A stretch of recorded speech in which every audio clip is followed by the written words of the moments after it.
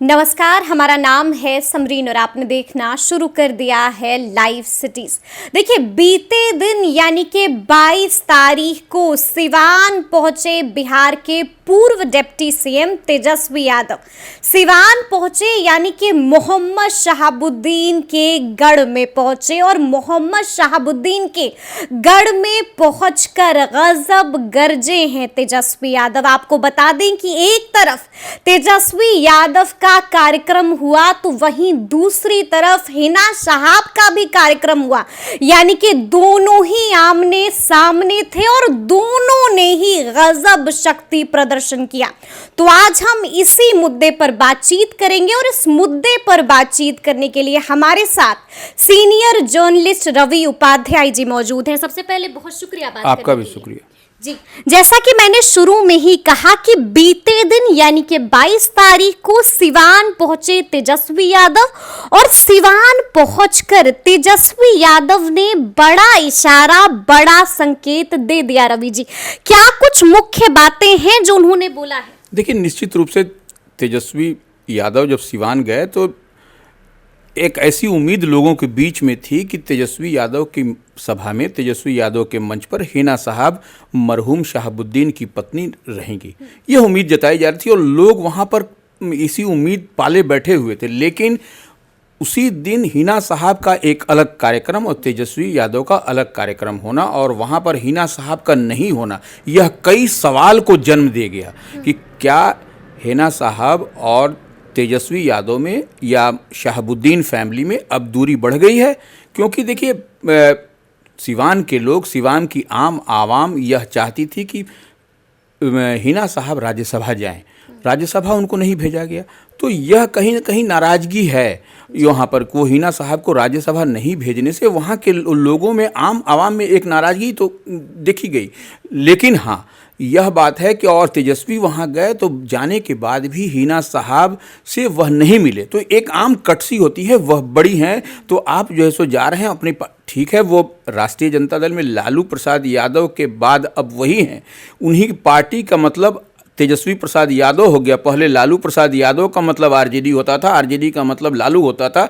अब जो है सो तेजस्वी का मतलब आरजेडी, आरजेडी का मतलब तेजस्वी हो गया। ये अब स्पष्ट दिखाई पड़ रहा है क्योंकि जिस तरह से बदलाव की स्थिति आरजेडी में अब दिखाई पड़ रही है, क्योंकि हिना साहब को ही अगर यदि दूर कर दिया गया, हिना साहब ही साथ नहीं है, तो ऐसी परिस्थिति में निश्चित रूप से यह एक बड़ा परिवर्तन आरजेडी के खाने में दिखाई पड़ रहा है कि है ना, उस सिवान में मोहम्मद शहाबुद्दीन के गढ़ में, उसके उनके ज़िले में जा करके वहाँ पर हिना साहब का नहीं होना, यह बहुत बड़ा मैसेज दे रहा है। समरीन, इस बात को समझना पड़ेगा। और जो तेजस्वी ने कहा कि परिवर्तन की बात कही, बिल्कुल, सिवान पहुंचकर परिवर्तन का यह जो सिवान पहुँच करके जो परिवर्तन की बात कही, यह उनका पंच लाइन है। इस बात को समझना पड़ेगा। परिवर्तन की बात क्या वो मैसेज देना चाह रहे हैं, क्या बदलना चाह रहे हैं, वही हम जानना भी चाह रहे हैं, जनता भी जानना चाह रही है। क्या रिश्ता बदलना चाह रहे हैं शहाबुद्दीन परिवार, या वो रिश्ता बदलना चाह रहे हैं, या फिर लालू प्रसाद यादव की साया जो शैडो होता है उससे वह आरजेडी को निकालना चाह रहे हैं या स्वयं निकलना चाह रहे हैं। दोनों में से एक बात तो क्लियर है।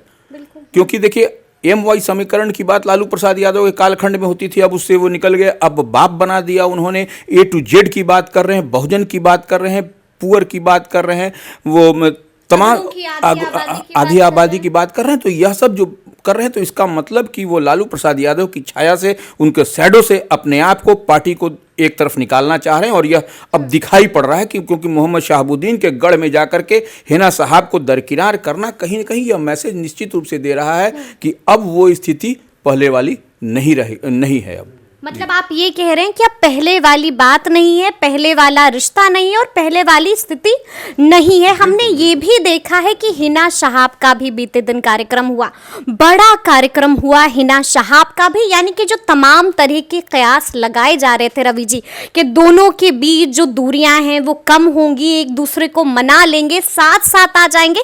तो अब उन तमाम बातों पर विराम लग गया ना, अब तो साथ साथ नहीं आएंगे। अब देखिए, अब जो दिखाई पड़ रही है, हिना साहब ने भी जो एक निजी चैनल को इंटरव्यू में क्या कहा, यही कहा कि यहाँ की आम आवाम, यहाँ के सिवान की जनता को तय करना है कि क्या करना है। तो सिवान की जनता तय करेगी और उनके पुत्र भी जो हैं वो बाहर हैं किसी कारण से, तो वो जब आएंगे उसके बाद वह सिवान की जनता के साथ बैठ करके जो अंतिम निर्णय होगा कि उनको किधर जाना है, क्या करना है, क्या उनका लाइन ऑफ एक्शन होगा, किस पॉलिटिकल पार्टी के साथ हिना साहब और शहाबुद्दीन का परिवार जुड़ेगा, यह एक बहुत बड़ी बात और देखने वाली बात होगी। लेकिन जो देखिए कुछ कुछ सूत्र बता रहे हैं कि वो जदयू से भी उनकी कुछ जी जी बातचीत चलने की बात हो रही है। कहीं ना कहीं चिराग पासवान की पार्टी के साथ भी कहीं ना कहीं यह बात होती हुई दिखाई पड़ रही है।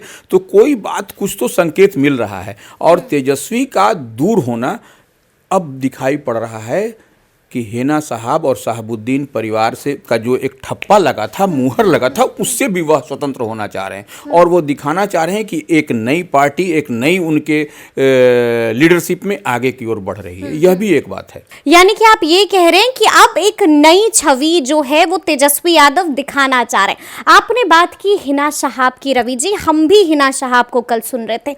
हिना साहब ने बातों ही बातों में बहुत कुछ कह दिया। जब उनसे पूछा गया कि क्या हिना साहब चुनाव लड़ेंगी लोकसभा का, तो उन्होंने साफ साफ कह दिया कि मैं या मेरा बेटा चुनाव लड़ेंगे। उन्होंने ये भी कह दिया है कि बेटा बाहर है, वो एक बार आ जाए और उसके बाद चीजें तय हो जाएंगी।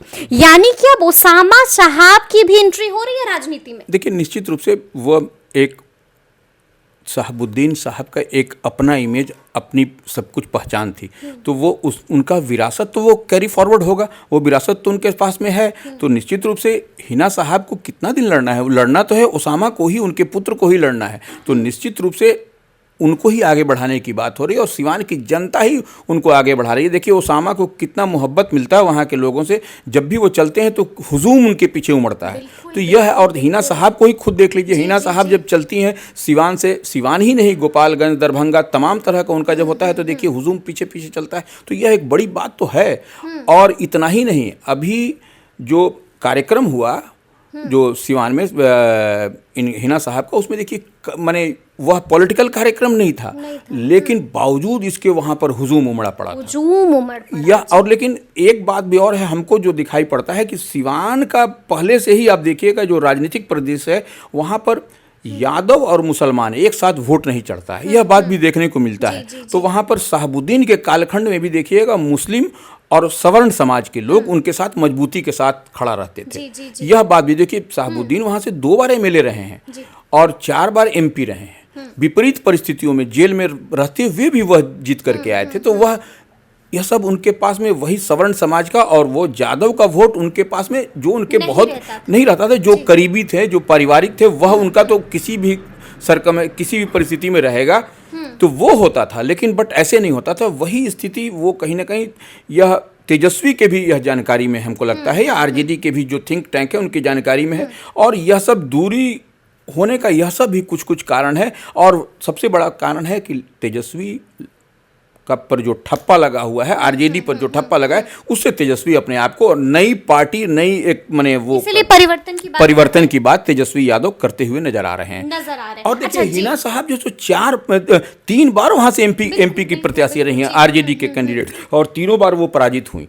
तो यह सब भी कहीं ना कहीं तेजस्वी के जहन में यह बात चल रहा है, ये बात है जी। अच्छा, ये भी हम सुन रहे थे, हिना साहब ने ये भी कहा है जब उनसे ये सवाल किया गया रवि जी कि हिना जी को तो सुनने में आ रहा है कि हर तरफ से कॉल आ रही है, कोई कह रहा है इधर आ जाइए, कोई कह रहा है इधर आ जाइए। आपकी मुलाकात तो चिराग से भी हुई, सुनने में आ रहा है कि जेडीयू भी आपको अप्रोच कर रही है, जेडीयू वाले भी आपको कॉल कर रहे हैं। तो उस पर हिना साहब ने एक इशारा दे दिया, साफ साफ कह दिया कि जी हाँ, कॉल हर तरफ से आ रही है, लेकिन अभी तक कुछ फाइनल नहीं है। यानी कि जेडीयू भी अप्रोच कर रहा है और चिराग से तो मुलाकात। देखिए निश्चित रूप से हिना साहब एक बड़ा नाम, बड़ा चेहरा है। वो सिर्फ सिवान की ही बात नहीं है समरीन, वो दरभंगा, समस्तीपुर, गोपालगंज, उस एरिया में, उस जोन में, उस प्रमंडल में उनकी एक अलग पकड़ है। उनका सिर्फ उपचुनाव के, बिहार विधानसभा के उपचुनाव में देखा ही गया कि उनका सिर्फ साइलेंट होना ही कहीं ना कहीं डैमेजिंग हो उनका मूव ना करना। हाँ, नहीं मूव करना, साइलेंट हो जाना वो, क्योंकि वो उनके वोटर्स, उनके चाहने वाले जो लोग हैं,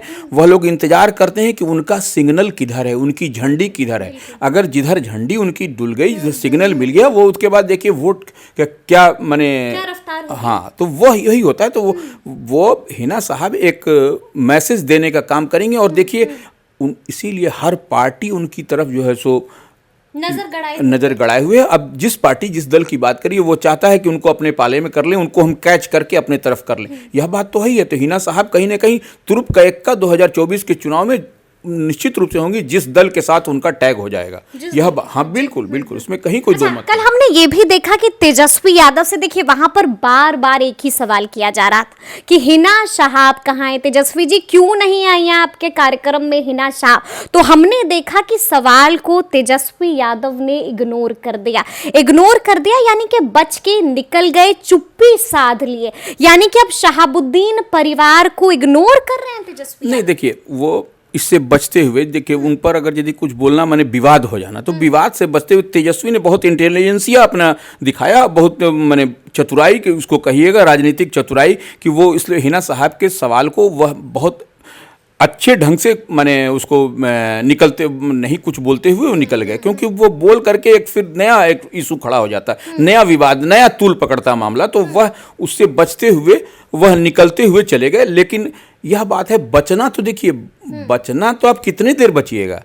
और उसको देखिए राजनीतिक पंडित कह लीजिए या जो लोग जानकार हैं सिवान के, वह कह रहे हैं कि तेजस्वी की यह एक राजनीतिक भूल है।